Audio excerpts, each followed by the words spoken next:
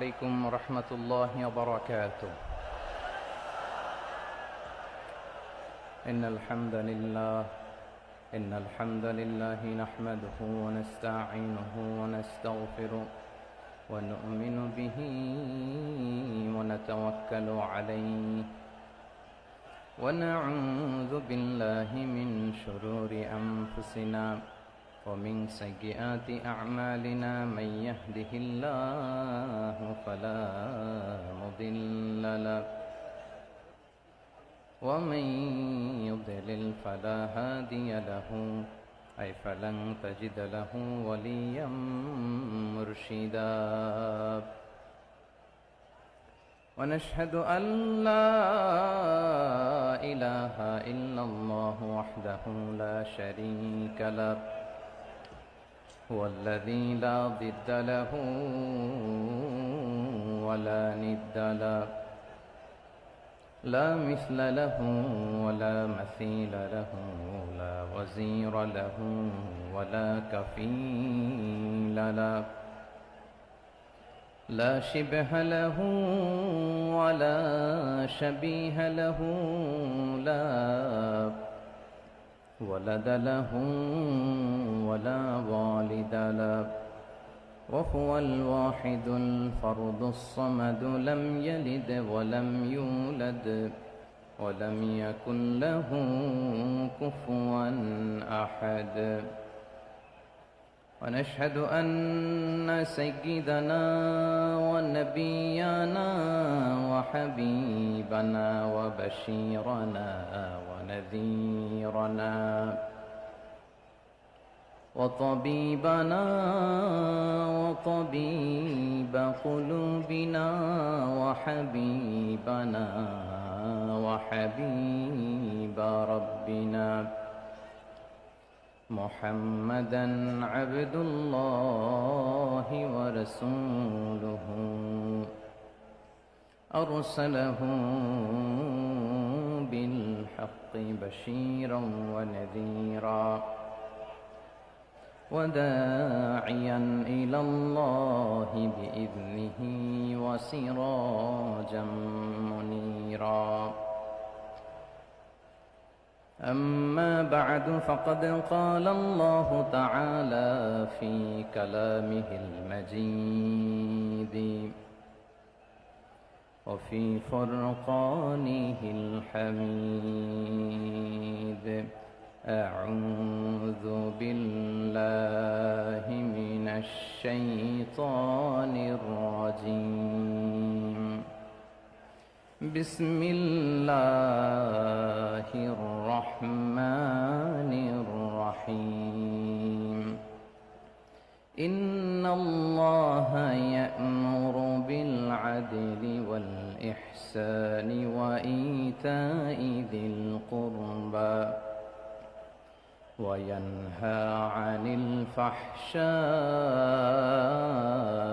والمنكر والبغي يعظكم لعلكم تذكرون. إن الله وملائكته يصلون على النبي يا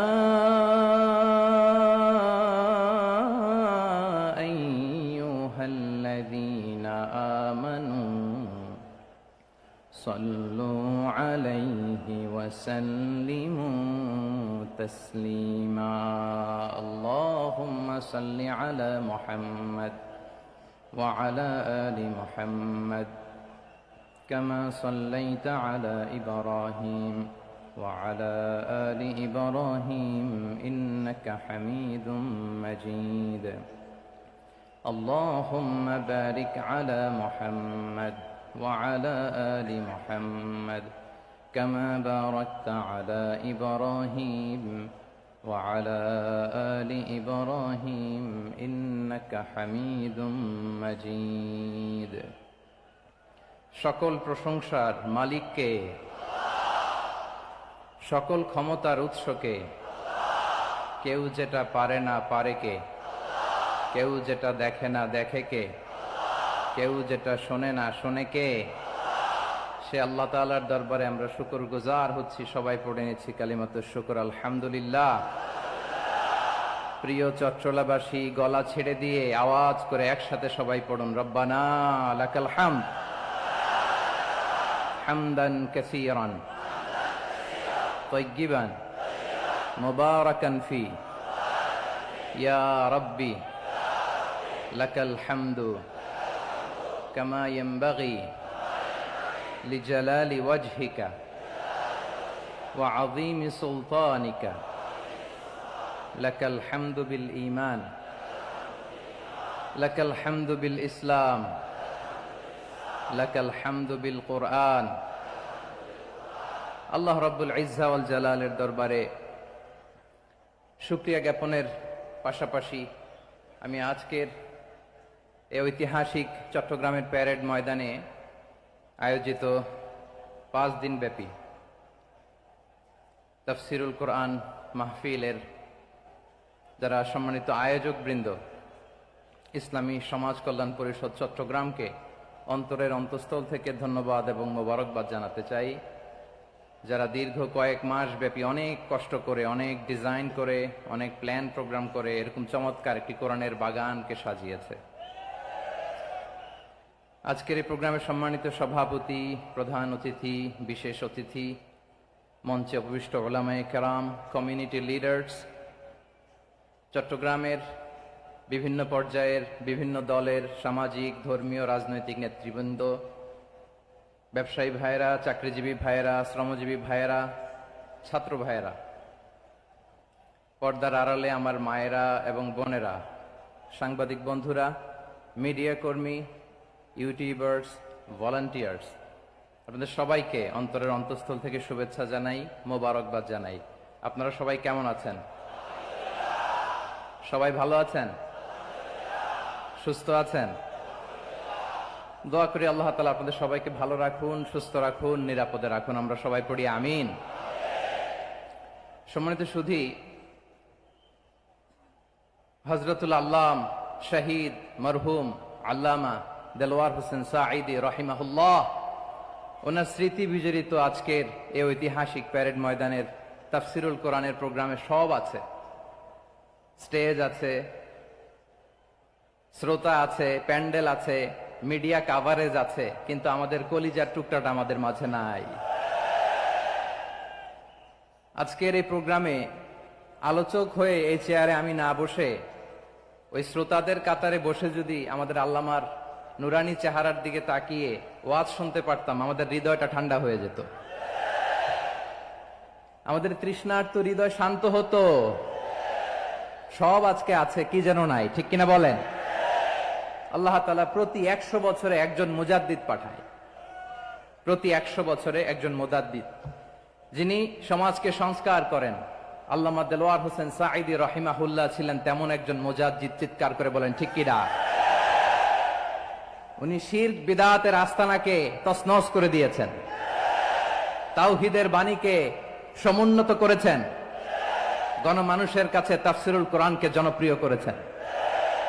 আজীবন আজীবন তিনি ইসলামকে বিজয়ী শক্তি হিসেবে দেখার স্বপ্ন দেখতেন। এত প্রাঞ্জল ভাষা, এত চমৎকার আধুনিক প্রেজেন্টেশন, গণমানুষের কাছে কোরআনের তাফসিরকে এভাবে জনপ্রিয় করে তোলার মতো ব্যক্তিত্ব আল্লামা সাঈদী ছাড়া দ্বিতীয় কেউ এই বাংলার ভূখণ্ডে নাই। এই যে তাফসিরুল কোরআন, এই যে টার্মিনোলজি, এই টার্মটাই উনি আসলে জনপ্রিয় করেছেন। আমরা আগে জানতাম না যে এভাবে তাফসির করা যায়, এভাবে scientific indications of the Holi কোরআনকে মানুষের কাছে পেশ করা যায়, এভাবে এত জীবন ঘনিষ্ঠ করে, এত ইন্টারেক্টিভ করে কোরআনের কথাগুলো মানুষের কাছে উপস্থাপন করা যায়। উনি অন্যায়ের বিরুদ্ধে সবসময় সোচ্চার ছিলেন, প্রতিবাদী কণ্ঠস্বর ছিলেন। ওনার আলোচনা শুনলে দেহের রক্ত টকবক করে ফুটতে থাকতো। আল্লাহু আকবার, আল্লাহু আকবার, আল্লাহু আকবার। He was a strong mouthpiece of Islamic revivalism. Islamic জাগরণের স্ট্রং মাউথপিস ছিলেন আল্লামা সাঈদী রাহিমাহুল্লাহ। অনেক দোয়া পেয়েছেন। আমরা পড়েছি, এমন জীবন তুমি করিবে গঠন, মরণে হাসিবে তুমি, কাঁদিবে ভুবন। গোটা বিশ্বকে তিনি কাঁদিয়েছেন।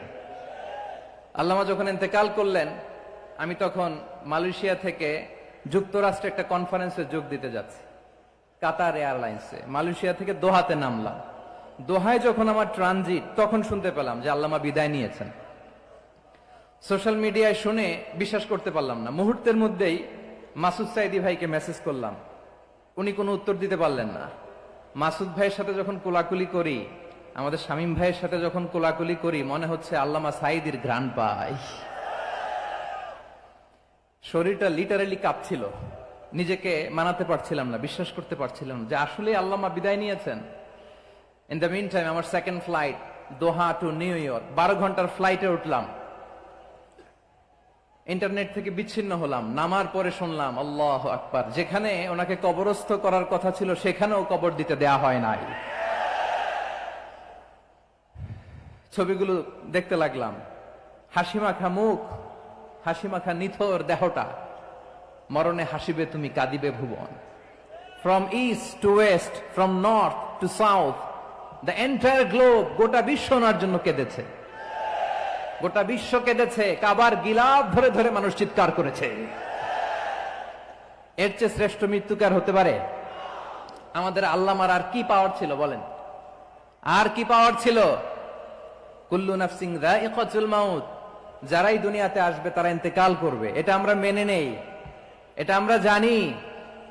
কিন্তু অবাক করা বিষয় হচ্ছে আমরা আজও জানি না আমাদের আল্লামার মৃত্যু কি স্বাভাবিক হয়েছে নাকি এটা পরিকল্পিত মেডিকেল কিলিং ছিল। এটা যে পরিকল্পিত মেডিকেল কিলিং ছিল, এটা ধারণা করার পেছনে অনেক কারণ আছে। তিনি আধিপত্যবাদের বিরুদ্ধে সোচ্চার ছিলেন, ফ্যাসিবাদের বিরুদ্ধে সোচ্চার ছিলেন, রাজনৈতিক প্রতিহিংসার শিকার ছিলেন। এজন্য এটা মেডিকেল কিলিং হতে পারে এ ধারণা আমরা করতেই পারি। আওয়াজ করে বলেন ঠিক কিনা? যে সময়টা আমরা কাটাচ্ছি, এত সুন্দর সময় বাংলাদেশ আর পাবে না। আমাদের জন্মের পর থেকে এরকম চমৎকার সময় আমরা পাই নাই। এটাই আসল সময়। আমরা ইন্টারিম গভর্নমেন্টের কাছে দাবি জানাই, উচ্চতর তদন্ত কমিটি করে এটা কি হত্যাকাণ্ড ছিল নাকি স্বাভাবিক মৃত্যু ছিল, এই রিপোর্ট গণমানুষের কাছে প্রচার করে জানাতে হবে। এই দাবির সাথে কি সবাই আপনারা একমত? কারা কারা একমত হাত তুলে দেখান।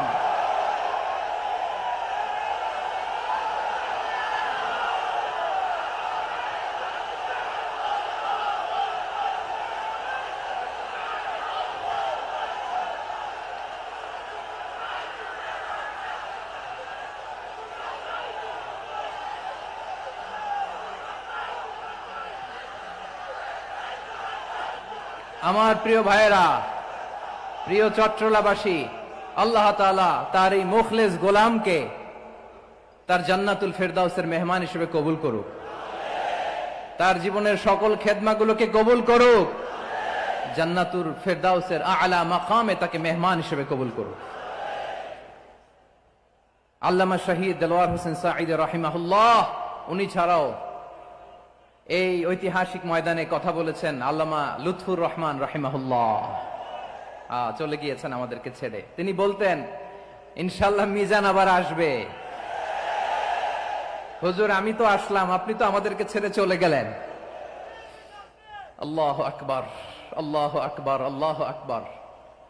গলায় কোনো সুর ছিল না, সুর দিয়ে কথা বলতেন না, কিন্তু এত চমৎকার শব্দের বুনন, এত চমৎকার প্রেজেন্টেশন, এত চমৎকার ভাবে ঐতিহাসিক বর্ণনাগুলো তিনি উপস্থাপন করতেন। মন্ত্রমুগ্ধ হয়ে আমরা আল্লামা লুৎফুর রহমানের কথা শুনেছি।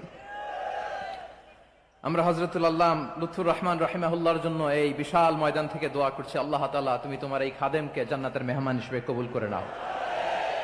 আরো অনেক আল্লামারা এখানে কথা বলেছেন, বিশেষ করে বাইতুল শরফের মরহুম পীর সাহেব হুজুর থেকে শুরু করে আরো যারা যারা তারকাতুল্য ওলামায়ে কেরাম এই চট্টগ্রামের ময়দানে কথা বলেছেন, আলো ছড়িয়েছেন। আমরা এই লক্ষ লক্ষ তাওহীদি জনতাকে নিয়ে তাদের জন্য দোয়া করছি, আল্লাহ তাআলা ওনাদের জীবনের সকল ভুল ত্রুটি ক্ষমা করে দিয়ে তাদেরকে জান্নাতুল ফেরদাউসের মেহমান বানিয়ে নিক। আমরা এই ঐতিহাসিক প্যারেড ময়দানের প্রোগ্রাম থেকে স্মরণ করতে চাই 24-এর ছাত্র নাগরিক অভ্যুত্থানে আমার যে সমস্ত ছাত্র নাগরিক ভাইয়েরা দেহের তাজা রক্ত বিলি দিয়ে নতুন বাংলাদেশ আমাদেরকে উপহার দিয়েছে। বিশেষ করে আপনাদের এই চট্টগ্রামের শহীদ ফয়সাল, শহীদ ওয়াসিম সহ সকল শহীদকে আল্লাহ তাআলা কবুল করুক, আমরা সবাই পড়ি আমিন। প্রিয় ভাইয়েরা, আমি নগণ্য একজন কোরআনের ছাত্র, এত বিশাল মঞ্চে এত বড় প্ল্যাটফর্মে কথা বলা আমার জন্য সাজে না। তারপরও আমাদের মুরব্বীরা আমাদের ডানে বায়ে বসে আছেন, ওনাদের আদেশ ক্রমে, ওনাদের অনুমতি ক্রমে কিছু কথা আজকের এই ঐতিহাসিক প্রোগ্রামে আপনাদের সামনে উপস্থাপন করার চেষ্টা করব। ওমা তৌফিক ইল্লা বিল্লাহ। প্রিয় ভাইয়েরা, 5 দিন ব্যাপী এই তাফসিরুল কোরআনের প্রোগ্রামে অনেক ওলামা হযরত কথা বলেছেন। যারা কোরআন সুন্নাহ থেকে আমাদেরকে কোরআনের কথাগুলো শোনালেন, আমরা যেন সেগুলো আমল করতে পারি, আল্লাহ আমাদেরকে তৌফিক দান করুক। শুরুতে আমাদের নিয়তটাকে খালেস করে নেওয়া দরকার। এই যে গ্যাদারিং, এই যে হিউজ শোডাউন, এগুলো যদি আমাদের নিজেদেরকে পরিবর্তন না করে তাহলে এতে কোনো লাভ নাই। জোরে বলেন ঠিক কিনা? এই প্রোগ্রাম যদি আমাদের জীবনকে পরিবর্তন করে, আমাদের চিন্তার ডিএনএ কে চেঞ্জ করে দেয়, তাহলেই চট্টগ্রামের প্যারেড ময়দান সার্থক। আসুন আমরা চিন্তাকে খালেস করে নেই। আমরা সবাই নিয়ত করি যে যতটুকু কথা আমরা কোরআনের আলোকে শুনবো, আমলের নিয়তে শুনবো ইনশাআল্লাহ। বলেন সবাই। আপনারা সবাই ঠিকঠাক আছেন তো? কখন আসছেন আপনারা? সবাই আসছেন কখন? সকালে, কেউ দুপুরে, 9টায়? আল্লাহ আল্লাহ আল্লাহ। দুপুরের খাবার খাওয়ার সুযোগ হয়েছিল? খান নাই? রোজা রাখছেন? আহা, আমি কি দিয়ে বিদায় দেব আমার এই ভাইগুলোরে? আল্লাহ তুমি আমার ভাইগুলোরে কবুল করো। ইসলামের পক্ষের এই গণজোয়ারকে আগামীর বাংলাদেশের ইসলামের জন্য তুমি কবুল করো। যেই ভালোবাসা ইসলামের জন্য হয়, যেই গণজোয়ার কোরআনের জন্য হয়, পৃথিবীর কোন শক্তি দিয়ে সেটাকে আটকানো যায় না। জোরে বলেন ঠিক কিনা? এজন্য গ্রাজুয়ালি, সিস্টেম্যাটিক্যালি, মেথোডোলজিক্যালি আমাদেরকে আগাতে হবে, শুধু আবেগ দিয়ে নয়। বিবেকেরও দরকার আছে না নাই? প্রিয় ভাইয়েরা, আসুন, আমাদের কথা অনেক বেশি, সময় অনেক কম, আমরা আর কাল বিলম্ব না করে মহাবিশ্বয় মহাগ্রন্থ আল কোরআন আল কারীম থেকে কিছু কথা শুনি। আমি যেই টপিকটা নিয়ে আজকের ঐতিহাসিক চট্টগ্রামের প্যারেড ময়দানের তাফসিরুল কোরআন প্রোগ্রামে আলোচনা করব, সেটা হচ্ছে সূরাতু আন-নাহলের 90 নম্বর আয়াত নিয়ে কিছু কথা আমরা উপস্থাপন করবার চেষ্টা করব ইনশাআল্লাহ। আমার খুতবার শুরুতেই আপনারা মোটামুটি আন্দাজ করে ফেলেছেন যে আমি কি নিয়ে আলোচনা করব, কারণ যে আয়াতটি আমি তেলাওয়াত করেছি, এই আয়াতটি প্রায়শই এই ভূখণ্ডে, এই বাংলাদেশে জুমার দিনে খতিব সাহেবরা দ্বিতীয় খুতবা শেষের দিকে পড়ে না? কি কমন পড়ছে? ইন্নাল্লাহা ইয়া'মুরু বিল আদলি ওয়াল ইহসান ওয়া ইতা'i যিল কুরবা ওয়া ইয়ানহা আনিল ফাহশাই ওয়াল মুনকারি ওয়াল বাগি ইয়া'iদুকুম লাআল্লাকুম তাযাক্কারুন। মুখস্থ আছে না সবার? আসুন আমরা এই আয়াতের সরল অর্থ, এর মর্মবাণী, এর সংক্ষিপ্ত তাফসীর সবাই মিলে আজকের এই প্রোগ্রাম থেকে উদ্ধার করার চেষ্টা করি। আপনারা মনোযোগী আছেন তো? ইনশাআল্লাহ। এই আয়াতটা অনেক কম্প্রিহেন্সিভ একটা আয়াত। সাইয়েদনা আব্দুল্লাহ ইবনে মাসউদ রাদিয়াল্লাহু তাআলা আনহু উনি বলেছেন, ইন্নাহা মিন আজমাই আয়াতিল কুরআন। এটা কোরআনের সবচেয়ে জামে মানে আয়াত।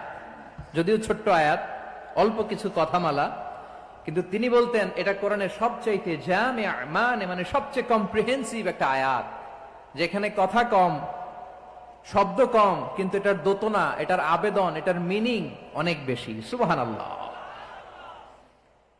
এই আয়াতে আল্লাহ তাআলা বেসিক্যালি আমাদেরকে 3টা বিষয়ে আদেশ করেছেন আর 3টা বিষয়ে বারণ করেছেন, মানে নিষেধ করেছেন।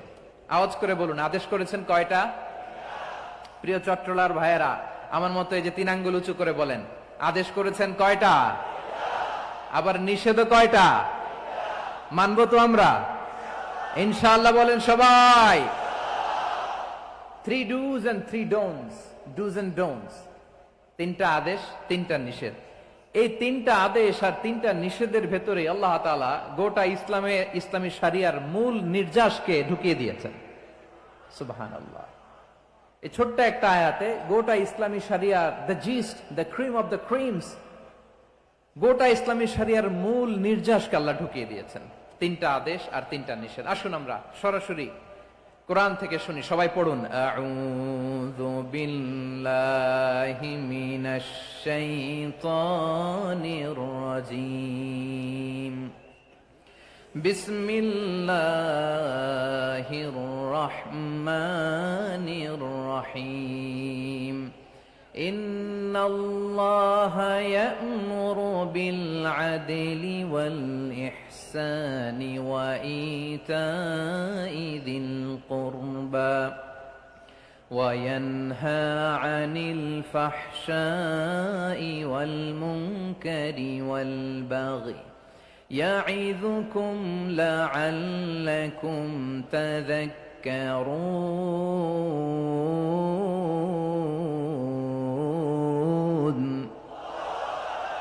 আল্লাহ তাআলা ইরশাদ করছেন ইন্নাল্লাহা ইয়া'মুরু বিল আদলি ওয়াল ইহসান, নিশ্চয় আল্লাহ তাআলা তোমাদেরকে ন্যায় বিচারের আদেশ দেন, সদাচরণের আদেশ দেন, নিকটাত্মীয়দেরকে দানের আদেশ দেন। আদেশ কয়টা?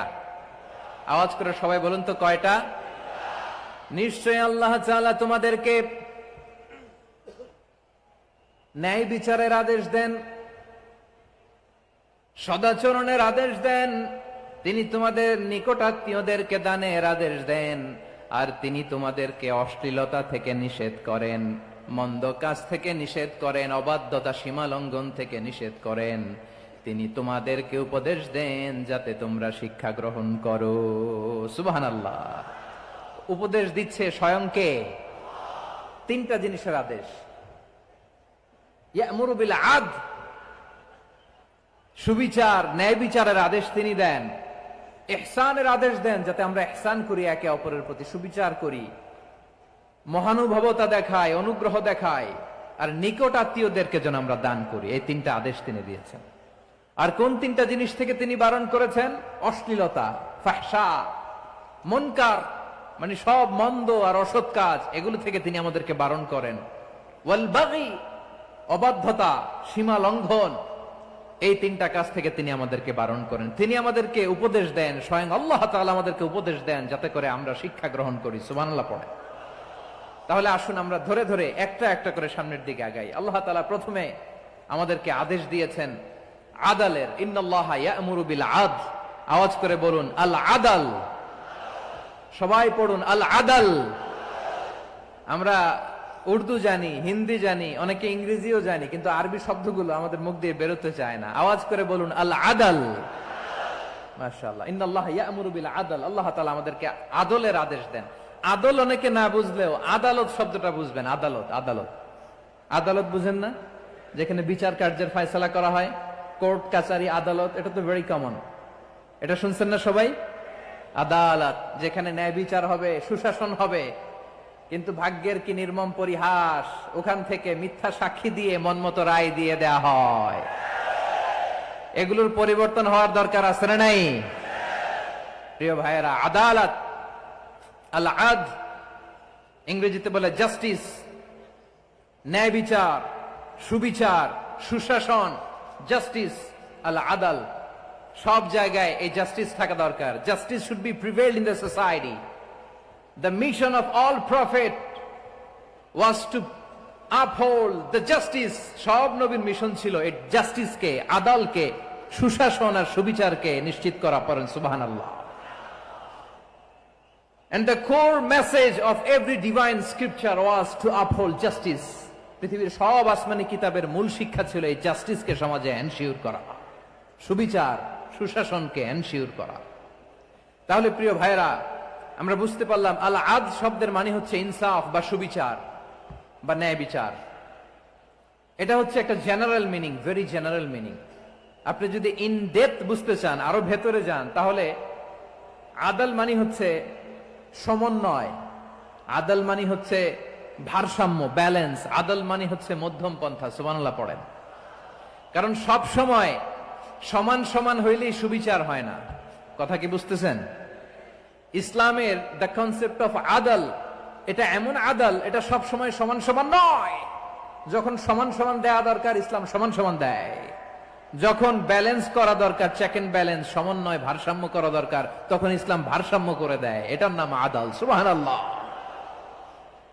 সহজ করে আপনাদেরকে বুঝাই। যেমন ধরুন, একটা পরিবারের 3 জন সদস্য, স্বামী, স্ত্রী আর সন্তান, তাদের সকালবেলার ব্রেকফাস্টে স্বামীর সকালের নাস্তায় স্বামীর 3টা রুটি লাগে, স্ত্রীর 2টা লাগে, আর সন্তানের 1টা রুটি লাগে।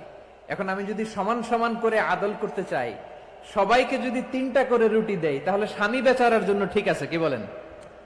কথা কি বুঝতেছেন না কষ্ট হয়ে যাচ্ছে? যদি সমান সমানের নিয়মে আগাই, তাহলে 3টা করে যদি রুটি দেই স্বামীর জন্য ওকে, কিন্তু স্ত্রীর জন্য 1টা বেশি হয়ে যায়। আর সন্তানের জন্য কয়টা বেশি হয়? আচ্ছা, এই তো বুঝতেছেন, মাশাআল্লাহ। আচ্ছা, 2টা করে যদি সবাই দেই সমান সমান নীতিতে, তাহলে স্ত্রীর জন্য, স্ত্রী বেচারির জন্য ঠিক আছে, কিন্তু স্বামীর কয়টা কম পড়ে? আর সন্তানের বেশি হয়ে যায় কয়টা?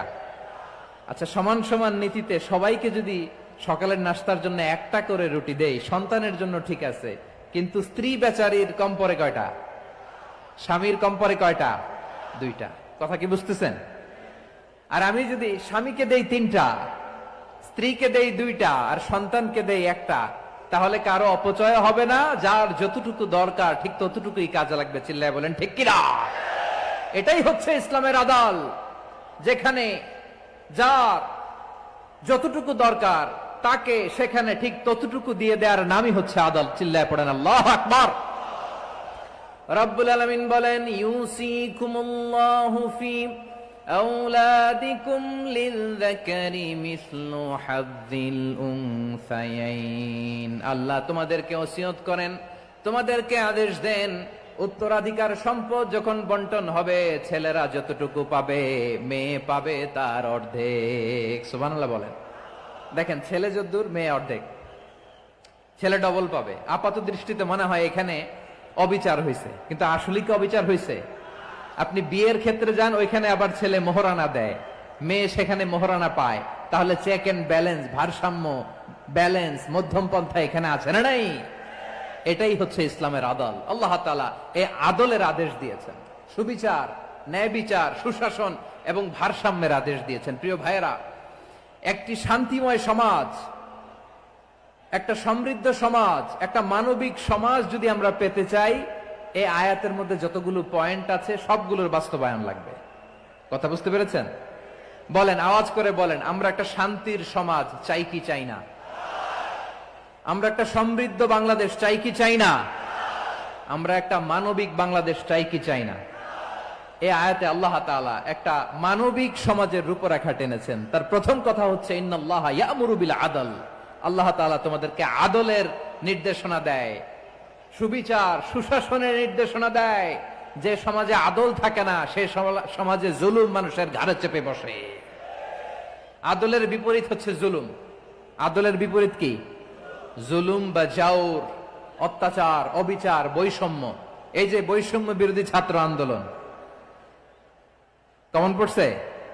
এই যে একজন সমন্বয়ক তো দেখা করলো আমার সাথে। জুলুম মানে হচ্ছে বৈষম্য। বৈষম্যের স্থান ইসলামে নাই, অবিচারের স্থান ইসলামে নাই, জুলুমের স্থান ইসলামে নাই। আল্লাহ তাআলা বলেন যে আমি জুলুমকে নিজের জন্য হারাম করেছি এবং তোমাদের জন্য হারাম করেছি। বিশ্বনবী ফরমান, আল্লাহ তাআলা বলেন হাদিসে কুদসিতে, ইয়া ইবাদি ইন্নী হারামতুয যুলমা আলা নাফসি ওয়া জাআলতুহু বাইনাকুম মুহাররামান ফালা তাযালামু। আমার গোলামেরা শোনো, নিশ্চয় আমি আল্লাহ তাআলা জুলুমকে আমি আমার উপরে হারাম করেছি, অনুরূপভাবে জুলুম করাকে তোমাদের উপরেও হারাম করেছি। ফলে ফালা তাযালামু, তোমরা একে অপরের সাথে জুলুম করো না। নির্দেশনাটা কার? খবরদার, জুলুমের সাথে আমাদের কোনো সম্পর্ক নাই। আল্লাহ তাআলা আদলের আদেশ দিয়েছেন, আদালতের আদেশ দিয়েছেন, সুশাসনের, ন্যায় বিচারের আদেশ দিয়েছেন। ইন্নাল্লাহা ইয়ামুরু বিল আদল, আমাদেরকে আদল প্রতিষ্ঠা করতে হবে। জুলুমের সাথে ইসলামের কোনো সম্পর্ক নাই। আল্লাহ তাআলা জালিমদের জন্য কঠিন শাস্তি প্রস্তুত করে রেখেছেন। যারা এই আদলকে ভুলুণ্ঠিত করে জুলুমের রাস্তায় হাঁটতে চায়, তাদের প্রাপ্য কিয়ামতের ময়দানে বুঝিয়ে দিবে কে? আল্লাহ তাআলা তাদের প্রাপ্যকে বুঝিয়ে দিবেন। এজন্য বিশ্বনবী বলে, খবরদার, তোমরা ইনসাফ করবে, আদল করবে, জুলুম করবে না। আয-যুলমু যুলুমাতুন ইয়াউমাল কিয়ামা, জুলুম কিয়ামতের দিন অন্ধকার হয়ে জালিমের ঘাড়ে চেপে বসবে। আবার বিশ্বনবী বলতেন, ইত্তাকি দাওয়াতাল মাজলুম, খবরদার, তোমরা মজলুমের কান্নাকে ভয় করো। ফাইন্নাহু লাইসা বাইনাহু ওয়া বাইনাল্লাহি হিজাব, কেননা মজলুমের কান্নার মাঝে আর আল্লাহর আরশের মাঝে কোনো পর্দা থাকে না। বিশ্বাস হয়? এই কথা বিশ্বাস হয়? এর জলজন্ত প্রমাণ তো আমরা নিজেরাই দেখলাম। হ্যাঁ, মজলুমের কান্না ফুলে ফেপে মহিরুহ হয়ে পাহাড়ের মতো হয়ে বিস্ফোরিত হয়ে জালিমের মসনদকে ছারখার করে দিয়েছে। এর প্রমাণ তো আমরা নিজেরাই তো দেখলাম। জালিমের পরিণতি কি হয় আমরা জীবদ্দশাই তো দেখলাম। এমনও কোন জুলুম নাই যে হয় নাই, ঠিক কিনা বলেন? আহারে জুলুম, আহারে জুলুম। রিসেন্টলি আয়না ঘরের কিছু ছবি প্রকাশিত হয়েছে সোশ্যাল মিডিয়ায়, দেখেছেন আপনারা? হ্যাঁ, ছোট্ট একটা জায়গা, স্বাধীন মানুষকে প্রাণীর মতো পাখির মতো খাঁচায় বন্দি করে রেখেছে। কখন দিন কখন রাত কিচ্ছু জানে না, কখন দিন কখন রাত কিছু জানে না। বছরের পর বছর কেটে গিয়েছে। এক্সট্রা জুডিশিয়াল কিলিং এর কোনো হিসাব নাই, বিচার বহির্ভূত হত্যা, এনফোর্স ডিসঅ্যাপিয়ারেন্স, গুম, যেটা সবচাইতে বড় মানবতা বিরোধী অপরাধ। কত মানুষ যে গুম হয়েছে তার কোনো ইয়ত্তা নাই।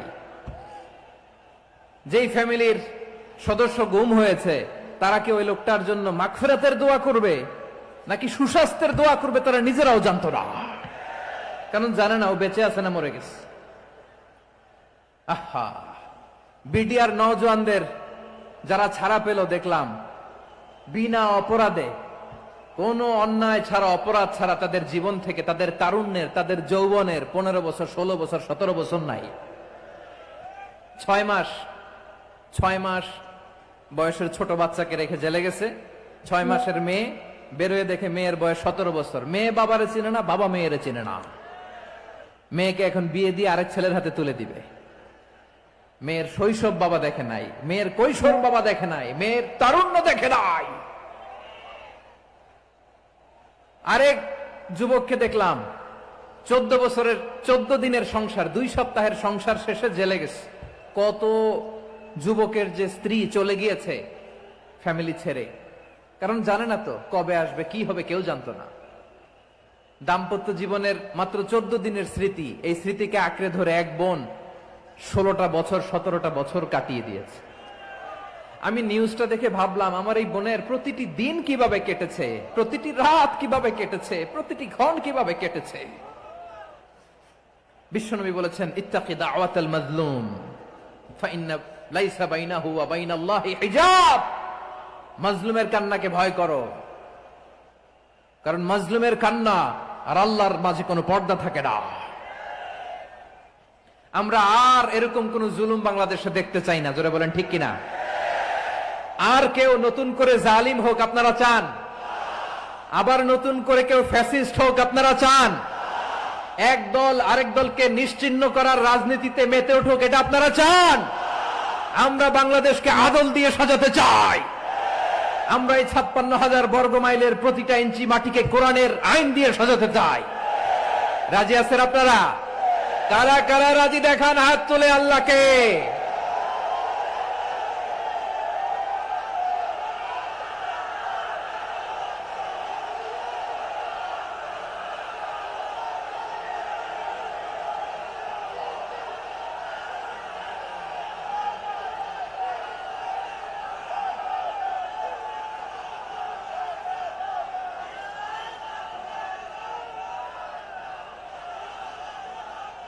বসুন আমার প্রিয় বীর চট্টলার তৌহিদি মুসলমান, আমরা আর নতুন করে কেউ জালিম হোক এটা চাই না, নতুন করে আবার কেউ ফ্যাসিস্ট হোক আমরা চাই না, এক দল আরেক দলকে নিশ্চিহ্ন করার রাজনীতি করুক আমরা চাই না। আমরা সুশাসনের বাংলাদেশ চাই, আমরা মানবিক বাংলাদেশ চাই, আমরা একটা সমৃদ্ধ বাংলাদেশ চাই, আমরা বিশ্বের বুকে সম্মান নিয়ে মাথা উঁচু করে দাঁড়াতে চাই, ঠিক কিনা বলেন? আল্লাহ বললেন, এটা যদি তোমরা চাও, একটা সমৃদ্ধ সমাজ যদি বিনির্মাণ করতে চাও, মানবিক সমাজ যদি বিনির্মাণ করতে চাও, আমি তোমাদেরকে সেজন্য প্রথমে আদালতের নির্দেশ দিলাম। ইন্নাল্লাহা ইয়া'মুরু বিল আদল, নিশ্চয় আল্লাহ তাআলা তোমাদেরকে ন্যায় বিচার সুশাসন এটার আদেশ দেন। সুবহানাল্লাহ।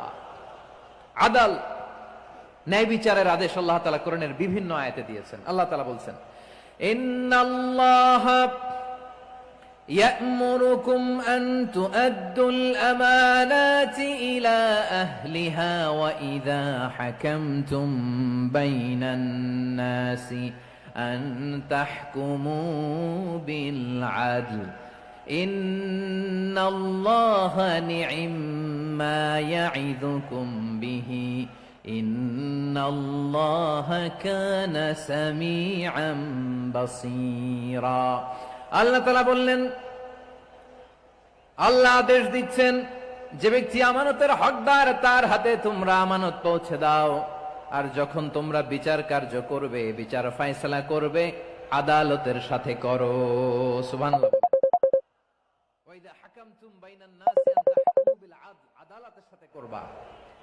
আল্লাহ তাআলা বলেন, যারা জাজ হবে, বিচারক হবে, তাদের যদি বাদী বিবাদীর কারো সাথে শত্রুতা থাকে, কারো সাথে যদি কোনো ধরনের রেষারেষি থাকে, আল্লাহ বলেন বিচার কার্য করতে যে ওই শত্রুতা রেষারেষির কারণে আদালতের বাইরে যে অবিচার করে বিচার করো না।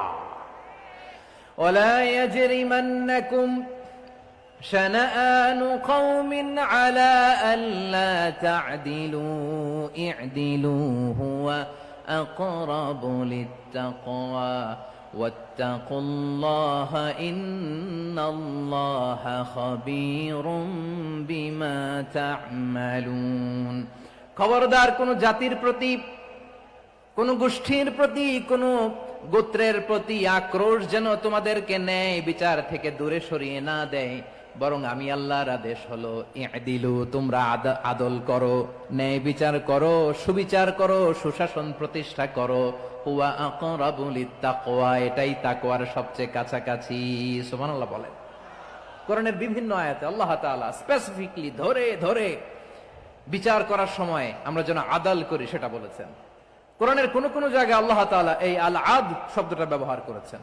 আবার একই জিনিস ইনসাফ, সুবিচার, সুশাসন, ন্যায় বিচার, ন্যায় পরায়ণতা বুঝাতে আল্লাহ তাআলা কখনো কখনো আল কিসত শব্দটা ব্যবহার করেছেন। আওয়াজ করে সবাই বলুন আল কিসত। প্রিয় ভাইরা, সবাই আওয়াজ করে আমার সাথে সাথে বলুন আল কিসত। আল্লাহ তাআলা বলেন, ওয়া ইন হাকামতা ফাহকুম বাইনাহুম বিল কিসতি ইন্নাল্লাহা ইউহিব্বুল মুকসিতিন। যখন তুমি বিচার করবে, বিশ্বনবীকে উদ্দেশ্য করে অ্যাড্রেস করে বললেন, নবী হে, ইহুদিরা কোনো বিষয়ে মীমাংসার জন্য যদি আপনার দরবারে আসে, যদি বিচার করতে হয়, খবরদার অবিচার করবেন না। ফয়সালা যেটা করবেন কিসতের সাথে করবেন, ন্যায় পরায়ণতার সাথে করবেন, কারণ ইন্নাল্লাহা ইউহিব্বুল মুকসিতিন, নিশ্চয় আল্লাহ রাব্বুল ইজ্জাত ন্যায় পরায়ণশীলদেরকে বড্ড ভালোবাসেন। সুবহানাল্লাহ বলেন। ন্যায় পরায়ণ লোকদেরকে আল্লাহ তাআলা বড্ড ভালোবাসেন। অন্য আয়াতে আল্লাহ তাআলা বলছেন, وَنَضَعُ الْمَوَازِينَ الْقِسْطَ لِيَوْمِ الْقِيَامَةِ فَلَا تُظْلَمُ نَفْسٌ شَيْئًا। আমি কিয়ামতের দিন ন্যায় পরায়ণতার মানদণ্ড স্থাপন করব, যেটাকে আমরা মিজানের পাল্লা বলি। আল্লাহ বলেন, ন্যায় বিচারের মানদণ্ড কিয়ামতের ময়দানে আমি আল্লাহ স্থাপন করব। সেদিন কারো প্রতি বিন্দু পরিমাণ, এক চুল পরিমাণ অবিচার করা হবে না, কোনো অবিচার করা হবে না। সেদিন সুশাসন হবে, সুবিচার হবে, ন্যায় পরায়ণতার সাথে বিচার হবে। আওয়াজ করে পড়েন আল্লাহু আকবার। তাহলে প্রিয় ভাইরা, যে তিনটি বিষয়ে আল্লাহ তাআলা আমাদেরকে আদেশ দিয়েছেন, তার প্রথমটা হচ্ছে আদালত, ইনসাফ, সুবিচার, ন্যায় বিচার। এটা আমরা চাই কি চাই না? বিশ্বনবী ন্যায় বিচার, ন্যায় পরায়ণতা, সুশাসন প্রতিষ্ঠিত করেন কি করেন নাই? আপনারা বিশ্বনবীর সিরাত যারা পড়েছেন, আপনি দেখবেন বিশ্বনবীর সিরাতের পরতে পরতে, বাঁকে বাঁকে, সিরাতের বাঁকে বাঁকে এই আদালতের নমুনা মেলে। সুবহানাল্লাহ বলেন। ছোট্ট একটা নমুনা রাসূল সাল্লাল্লাহু আলাইহি ওয়াসাল্লামের আসসিরা আল আতরা থেকে ছোট্ট একটা নমুনা আপনাদের খেদমতে এখানে উপস্থাপন করি। বিশ্বনবী সাল্লাল্লাহু আলাইহি ওয়াসাল্লাম মক্কা বিজয় করলেন ৮ম হিজরিতে। মক্কা বিজয় শেষে তিনি কয়েক সপ্তাহ মক্কাতে অবস্থান করলেন। ইন দ্য মিন টাইম মক্কার একটা ভেরি প্রেস্টিজিয়াস এন্ড ডিগনিফাইড ফ্যামিলির নারী চুরিতে ধরা পড়ল। কিসে ধরা পড়লো? সবাই বলেন কিসে? আমাদের সমাজে আসেনি এটা? আছে? ছোট না বড়? হ্যাঁ, হিসাব করে শেষ করা যায় না। 3.25 কোটি টাকা নাই উন্নয়ন প্রকল্পের নামে। উন্নয়ন প্রকল্পের নামে 3.25 কোটি টাকা নাই। 3.25 কোটি টাকা লিখতে পারবেন আপনি? এক টানে লিখতে পারবেন? বুঝতেছেন কত বড় সংখ্যা? হ্যাঁ, বনু মাখজুমিয়া গোত্রের এক নারী মক্কায় চুরিতে ধরা পড়ল। বলেন তো চুরি করলে বিধান কি? কি কাটতে হবে? চুরির বিধান হলো হাত কেটে দাও, তাও সেটা গোপনে নয়, প্রকাশ্যে জনসম্মুখে হাত কেটে দাও। বনু মাখজুমিয়া গোত্রের নারী যখন চুরিতে ধরা পড়লো, সাহাবারা চিন্তায় পড়ে গেলেন। সবেমাত্র মক্কার লোকেরা কালিমা পড়ে মুসলমান হয়েছে, ইসলামের আইন কানুন তেমন জানে না, ইসলামী শরিয়ার সাথে বেশি পরিচিত নয়।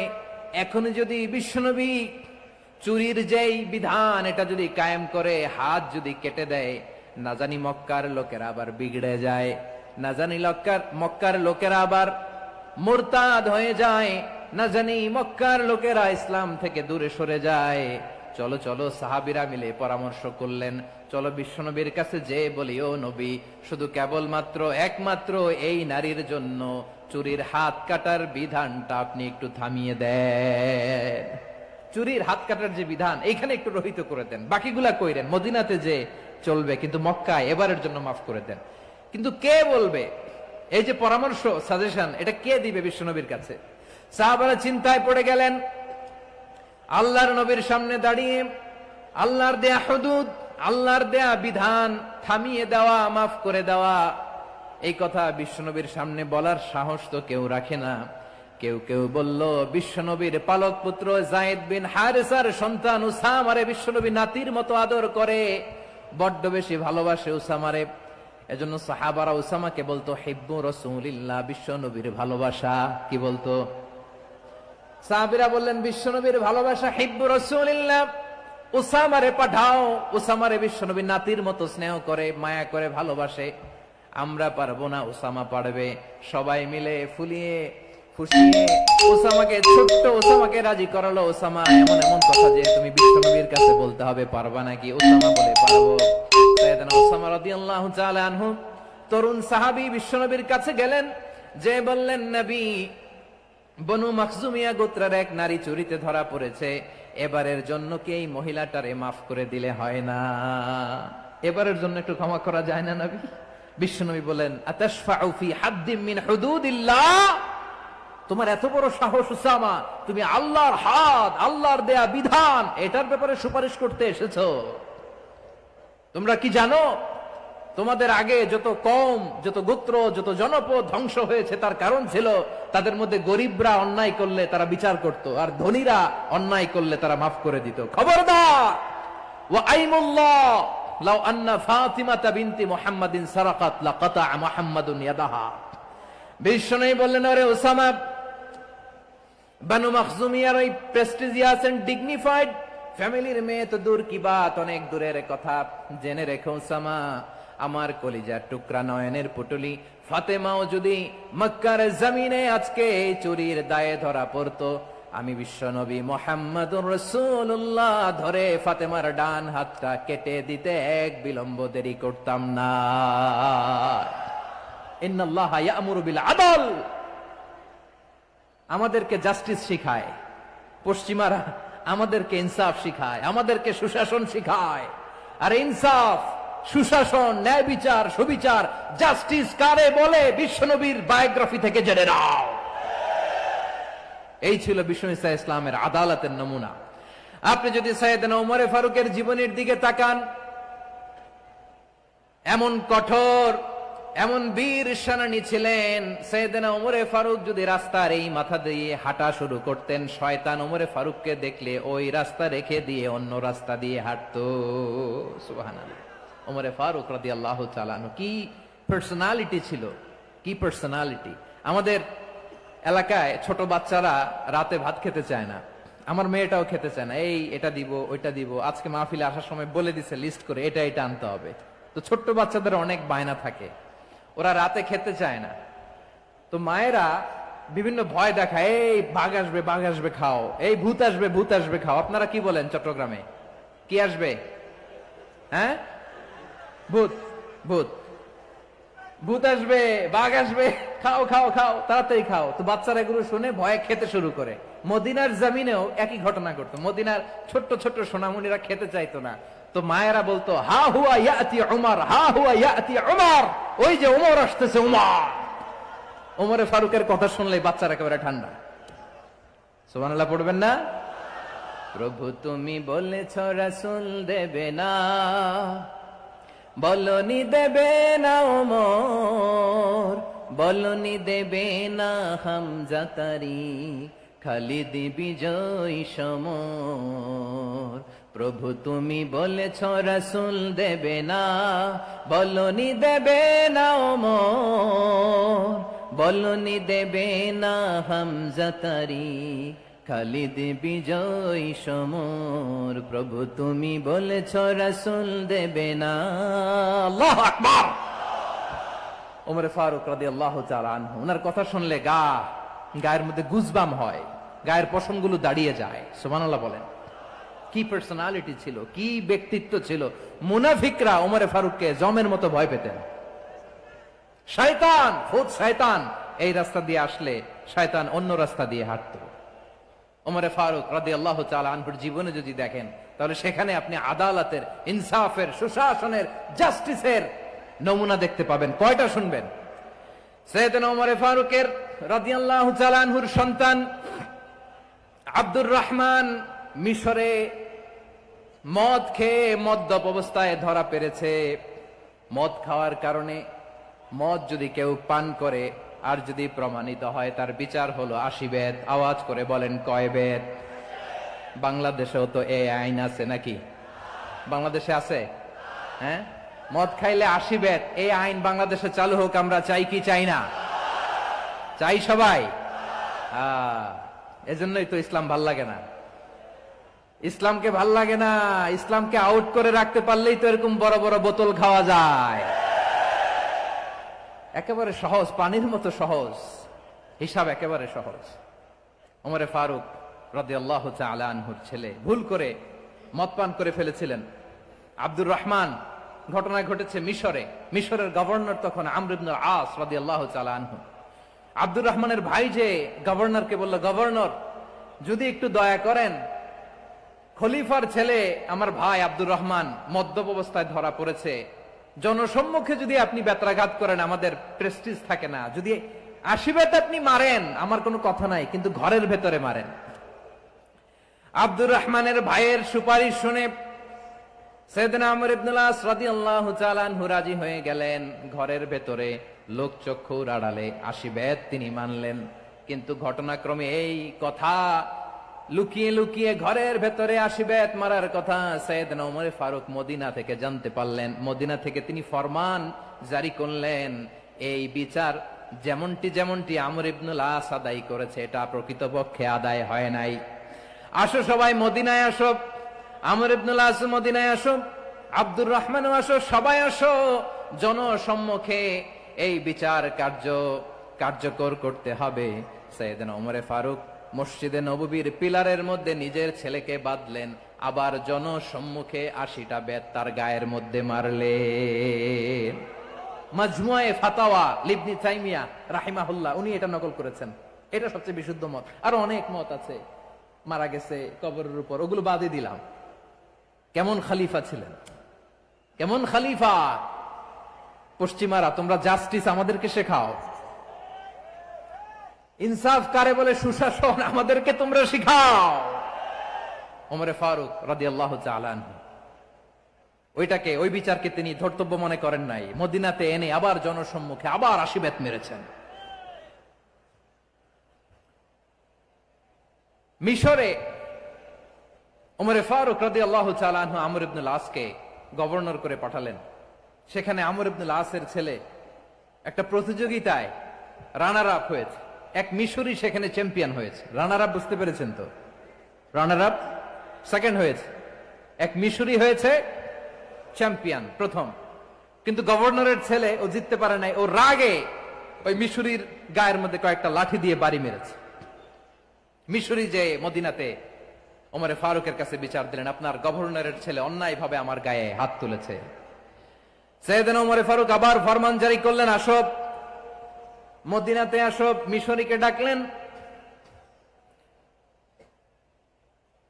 ওই মিশরের গভর্নর আমর ইবনুল আস রাদিয়াল্লাহু তাআলা আনহুকে ডাকলেন, তার ছেলেকেও ডাকলেন, সবাই বসে রইল। আমর ইবনুল আস রাদিয়াল্লাহু তাআলা আনহু মাথা নিচু করে বসে আছেন, লজ্জায় কাচুমাচু। হায় হায়, আজকে আমার ছেলের কারণে আমিরুল মুমিনিন খলিফাতুল মুসলিমিন ওমরে ফারুকের কাছে আমি জনসম্মুখে লজ্জিত হচ্ছি। সাইয়েদনা ওমরে ফারুক বললেন, এই নাও লাঠি, গভর্নরের ছেলে তোমার মাথার মধ্যে যতগুলো বাড়ি মেরেছে, আজকে জনসম্মুখে তুমি অতগুলা বাড়ি মারো। মিশরী বলে, থাক, আপনি যে ডেকে আনছেন সবার সামনে এটা বলছেন, এতেই আমি খুশি। আল্লাহু আকবার। আপনার মহানুভবতা দেখে আমি খুশি, আর অপমানের দরকার নাই। ওমরে ফারুক বলে, না, খবরদার, এই কথা মিশরী তুমি বলো না, মারো, যতগুলা বাড়ি মেরেছে মারো। বাধ্য হয়ে মিশরী আমর ইবনুল আসের সামনে ওনার কলিজার টুকরা সন্তানের মাথার মধ্যে বাড়ি মারতে আরম্ভ করলেন। ঠিক যতগুলা বাড়ি গভর্নরের ছেলে আমর ইবনুল আসের ছেলে মিশরীর গায়ে মেরেছিল, মাথায় মেরেছিল, মিশরী গুনে গুনে ততটা মারলেন। এই দৃশ্য দেখে ওমরে ফারুক রেগে মেগে আগুন, রাগের চোটে রাগ সামলাতে না পেরে, আর নিজেকে সামলাতে না পেরে মিশরীরে বললেন, ছেলেরে মারা শেষ হয়ে গেলে এবার বাবার টাক মাথার মধ্যে কয়েকটা বাড়ি মার। রাগের চোটে, আউট অফ অ্যাঙ্গার, রাগের চোটে, যে আমার পাঠানো গভর্নর আমর ইবনুল আস তার ছেলেকে কেন আদব তারবিয়া কেন শিক্ষা দিতে পারে না।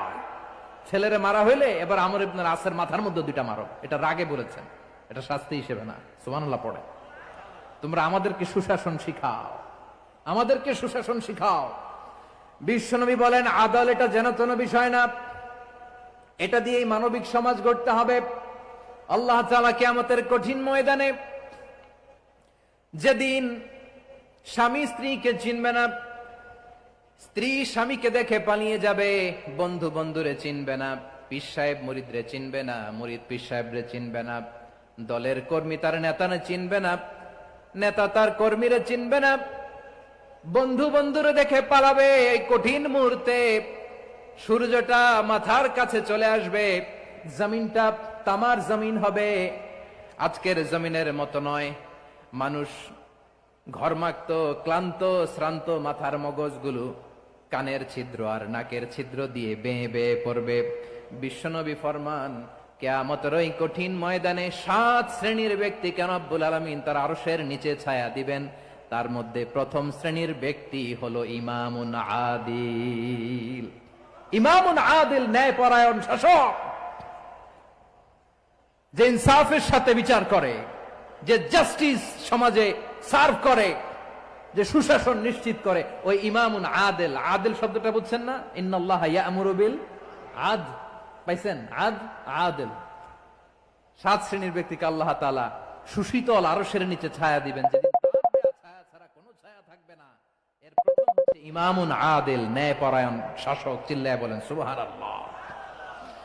আবার বিশ্বনবী বললেন, ইন্নাল মুকসিতিনা ইনদাল্লাহি আলা মানাবিরা মিন নূর আন ইয়ামিনির রহমান। কিয়ামতের দিন যারা ন্যায় পরায়ণ হিসেবে আল্লাহর সামনে দাঁড়াবে, কিয়ামতের দিন রব্বুল আলামিন তার আরশের ডান দিকে ওই ন্যায় পরায়ণ লোকদের জন্য আরশের ডান দিকে একটা নূরের মিম্বারে তাদেরকে বসার সুযোগ করে দিবে। আল্লাহর আরশের ডান দিকে ন্যায় পরায়ণ লোকদের জন্য আল্লাহ তাআলা নূরের মিম্বার বানাবে। 4 ঠিকানে কথা মনে করেছেন? আল আদাল, জাস্টিস। ইন্নাল্লাহা ইয়া'মুরু বিল আদল। আল্লাহ তাআলা এই আদালতের নির্দেশনা দেয়, সুবিচার, সুশাসন। প্রিয় ভাইয়েরা, এটা আমরা বাংলাদেশে চাই কি চাই না?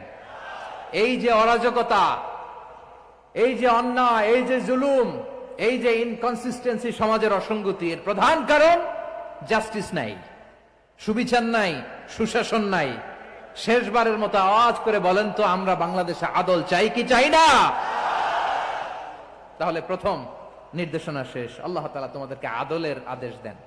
এরপরে আল্লাহ বললেন, আমি তোমাদেরকে ইহসানের আদেশ দেই। ইন্নাল্লাহা ইয়া'মুরু বিল আদলি ওয়াল ইহসান, আমি তোমাদেরকে যেমনি আদলের নির্দেশনা দেই তেমনি ভাবে তোমাদেরকে ইহসানের নির্দেশনা দেই। ইহসান, আওয়াজ করে সবাই বলেন তো ইহসান। সবাই বলেননি, সবাই বললে এতটুকু আওয়াজ হবে আমি বিশ্বাস করি না। আওয়াজ করে বলুন আল ইহসান। ইহসান মানে কারো প্রতি সফট হার্টেড হওয়া, মহানুভব হওয়া, অনুগ্রহ পরায়ণ হওয়া, অনুগ্রহশীল হওয়া, একে অপরের প্রতি দয়াদ্র হওয়া। একে অপরের প্রতি দয়াদ্র অনুগ্রহশীল হওয়া ছাড়া মানবিক সমাজ কশিনকালেও গঠন করা সম্ভব না। প্রিয় ভাইয়েরা, সুন্দর আচরণ দিয়ে, ইহসান দিয়ে যা জয় করা যায়, নরম আচরণ দিয়ে যেটা অর্জন করা যায়, কঠোরতা দিয়ে সেটা পারা যায় না। বিষ্ণু ঈসা ইসলাম ইহসান দিয়ে, কোমল আচরণ দিয়ে, তার অনুগ্রহ দিয়ে তিনি অনেক কাফিরের হৃদয়কে জয় করে ফেলেছেন। সাইয়েদনা সুমামা ইবনে উসাল রাদিয়াল্লাহু তাআলা আনহুর কথা মনে পড়ে যায়। তিনি ছিলেন ইয়ামামার বাদশা। মদিনাতে বিশ্বনবীকে হত্যা করার নিয়তে এসেছিলেন, গোপনে গোপনে বিশ্বনবীকে হত্যা করে আবার ইয়ামামাতে তিনি ফিরে যাবেন। কিন্তু কি অবাক করা কাণ্ড, হত্যা করতে পারে নাই, সাহাবাদের হাতে তিনি ধরা পড়ে গেলেন। সাইয়েদনা সুমামা ইবনে উসাল রাদিয়াল্লাহু তাআলা আনহু হত্যার নিয়তে আসলেন, কিন্তু হত্যা করতে পারলেন না। সাহাবারা ওনাকে ধরে ফেললেন, ধরে মসজিদে নববীর পিলারের মধ্যে বেঁধে রাখলেন। সুমামা ইবনে উসাল, সিরাত থেকে শুনেন, সিরাত থেকে শোনাচ্ছি। রাদিয়াল্লাহু তাআলা আনহু ইয়ামামার অধিপতি ছিলেন। ইয়ামামা বিশ্বনবীকে হত্যার জন্য আসছেন, ধরা পড়ে গেছেন, এখন মসজিদে নববীতে বেঁধে রাখছেন, তার মানে বন্দী। এখন স্ট্যাটাস কি? বন্দী, ক্যাপটিভ। বিষ্ণু ঈসা ইসলাম সাহাবাদেরকে বললেন তার খোঁজ খবর নিও, সুমামা ইবনে উসালের খোঁজ খবর নিও। সাহাবারা বলেন ইয়া রাসূলুল্লাহ, আপনাকে হত্যা করতে এসেছে, তার তো কঠিন ক্যাপিটাল পানিশমেন্ট হওয়া দরকার, কঠিন শাস্তি হওয়া দরকার। বিশ্বনবী বললেন না, আমি যেটা জানি তোমরা সেটা জানো না, তোমরা সুমামার সাথে ভালো আচরণ করো। বিশ্বনবী সুমামার কাছে গেলেন। প্রথম দিন যে তিনি কালেমার দাওয়াত দিলেন, ইমানের দাওয়াত দিলেন, ইসলামের দাওয়াত দিলেন, রিসালাতের দাওয়াত দিলেন, আখিরাতের দাওয়াত দিলেন। পরের দিন যে বিশ্বনবী সালাতের দাওয়াত দিলেন, যাকাতের দাওয়াত দিলেন, ইসলাম কি, কিভাবে, কেমন করে পালন করতে হয় চমৎকার আর্টিকুলেট করতে শুরু করলেন। তন্ময় হয়ে সুমামা ইবনে উসাল রাদিয়াল্লাহু তাআলা আনহু বিশ্বনবীর কথাগুলো শুনতে আরম্ভ করলো। একদিন নয়, দুই দিন নয়, টানা 3 দিন বিশ্বনবী সুমামার কাছে ইসলামকে প্রেজেন্ট করেছেন, উপস্থাপন করেছেন। আওয়াজ করে বলেন কয় দিন? 3 দিন। 3 দিন মসজিদে নববীতে বাধা। আর সাহাবীদেরকে বললেন তার খোঁজ খবর নিও, তোমরা যে রুটি বানাও এর মধ্যে সবচেয়ে ভালো আটার রুটিটা তারে দিও, সবচেয়ে রিফাইন্ড খেজুর, যেটা পিওর খেজুর, এটা তারে দিও। আর বিশ্বনবী নিজের উট থেকে দুধ দহন করে ওনার বাড়ির এক কর্মচারীকে বলেছেন দুধ দহন করে সুমামার জন্য নিয়ে যেও। সুবহানাল্লাহ পড়বেন না? সবাই তো অবাক, ইয়ামামা থেকে আসছে নবীকে হত্যা করতে, বিশ্বনবী দেখে তারে জামাই আদর করে, তাকে মজার মজার খাবার দিও, দুধ দিও, আদর আপ্যায়ন করো। একদিন নয়, 2 দিন নয়, টানা 3 দিন বিশ্বনবী এভাবে সুমামার কাছে যেয়ে ইসলামকে প্রেজেন্ট করতে আরম্ভ করলেন, ইসলামকে উপস্থাপন করতে শুরু করলেন। আর তাকে চমৎকার এন্টারটেইনমেন্ট, আপ্যায়ন দিতে আরম্ভ করলেন। টানা 3 দিন যখন ইসলামের দ্য বিউটিজ অফ ইসলাম, ইসলামের সুমহান বাণী, সৌন্দর্য তার কাছে উপস্থাপন শেষ, তাকে আপ্যায়ন শেষ, বিশ্বনবী বললেন সাহাবাদেরকে যাও এবার সুমামার হাতের পায়ের রশি দুটো খুলে দাও। সাহাবারা বললেন ইয়া রাসূলুল্লাহ, কি বলেন আপনি? ও তো হত্যাকারী, সুযোগ পায় নাই, আপনারে মারতে পারে নাই, ছেড়ে দিলে আবার ও আপনার উপর তলোয়ার নিয়ে ঝাঁপিয়ে পড়বে। নবী, এই সিদ্ধান্ত আপনি নিতে যাবেন না। বিশ্বনবী বললেন যেটা বলেছি সেটা করো, সুমামার রশিগুলো ছেড়ে দাও, সুমামার হাতে পায়ের রশিগুলো যে তোমরা খুলে দাও। সাহাবারা তর্ক জুড়ে দিলেন, লা ইয়া রাসূলুল্লাহ, এমনটা করবেন না, তো ভয়ঙ্কর, ভয়ঙ্কর খুনি, কি জানি কি হয়ে যায়। বিশ্বনবী বললেন না, তার হাতে পায়ের রশিগুলো খুলে দাও। সাহাবারা বিশ্বনবীর কথা মতো তার হাতে পায়ের রশিগুলো খুলে দিল। সুমামা মুহূর্তের মধ্যে মসজিদে নববী থেকে বের হয়ে ইয়ামামায় ফিরে না যে মসজিদে নববীর পাশে একটা খেজুর বাগান ছিল সেখানে চলে গেলেন। সেখানে একটা ছোট্ট কুয়া ছিল, কুয়ার পানি দিয়ে তিনি গোসল করলেন। সুবহানাল্লাহ পড়েন। কুয়ার পানি দিয়ে গোসল করে মসজিদে নববীর সামনে এসে বিশ্বনবী এবং সাহাবাদের সামনে দাঁড়িয়ে সাব্বাবা উঁচু করে